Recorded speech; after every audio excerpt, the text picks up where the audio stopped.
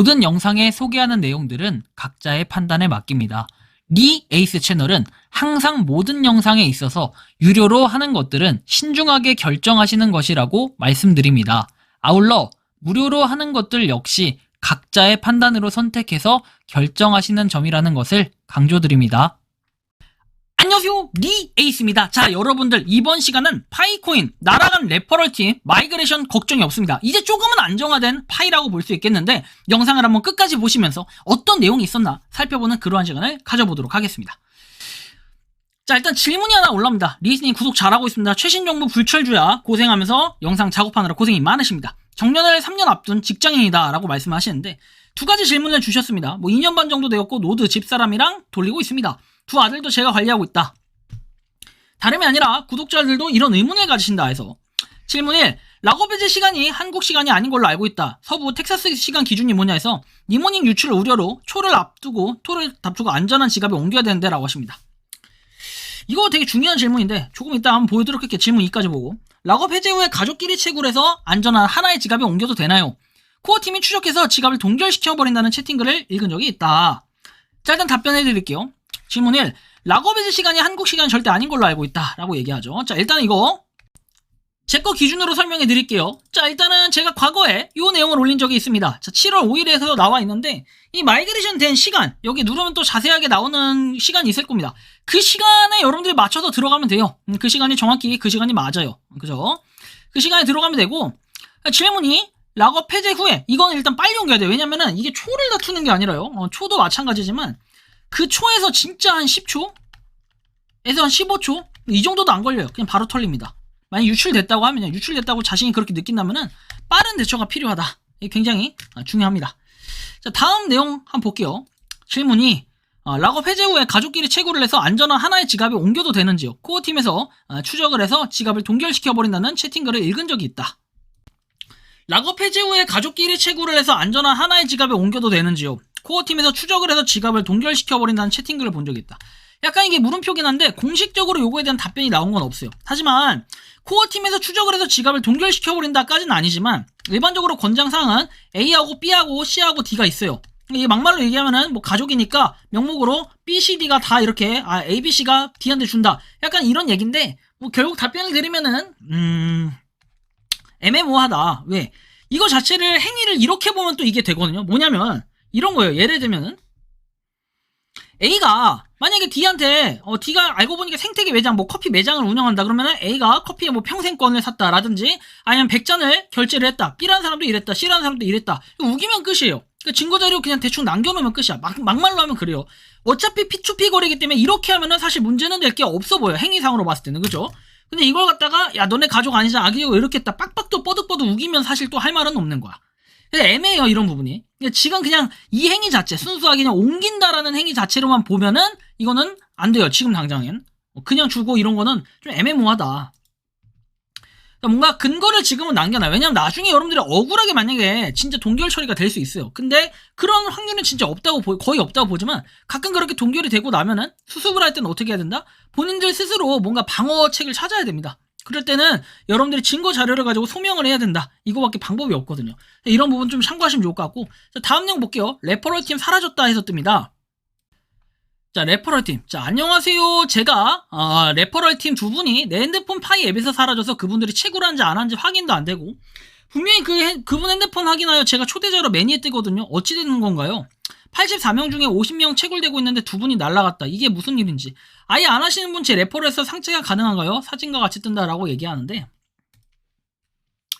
휴식 중 채굴 중 이렇게 뜹니다. 근데 이게 삭제가 아니라 신고 이렇게는 돼요. 이걸 임의로 삭제를 하자니 좀 애매한데 이게 방패 이런 것들은 추가 삭제 이렇게 되는 걸로 알고는 있는데 방패가 아니라 이렇게 지금 그냥 채굴 현황에 들어와가지고 얘네를 목록에서 뺀다? 이거 자체는 좀 애매하다고 봐요. 저도 실제로 보면은 채굴한 인원이 몇 명 없어요.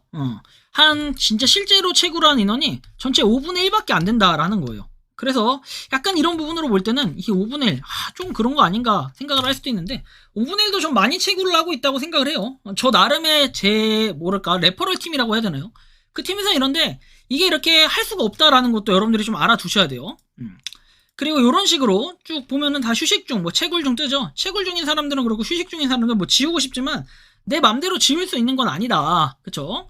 앱에서 뭐 삭제를 해야지. 앱에 그 사람이 앱 삭제하고 뭐 이래야지. 뭐 실제로 어차피 뭐 그런데 이렇게 난잡해도 그냥 냅두세요. 이게 모르겠어요. 이게 중요한가? 중요하다라고 볼 수도 있겠지만 저는 그냥 안 돼 있는 사람들 초대 왜 누르는 거 있거든요. 그 채굴 초대, 채굴하라고 이렇게 알림 보내는 거. 그거 눌러서 그냥 채굴을 하게끔 하고 KYC 인증을 하게끔 하고 이렇게 도모를 하면 되는 건데 굳이 이거를 삭제하거나 이럴 수는 없다라는 거죠.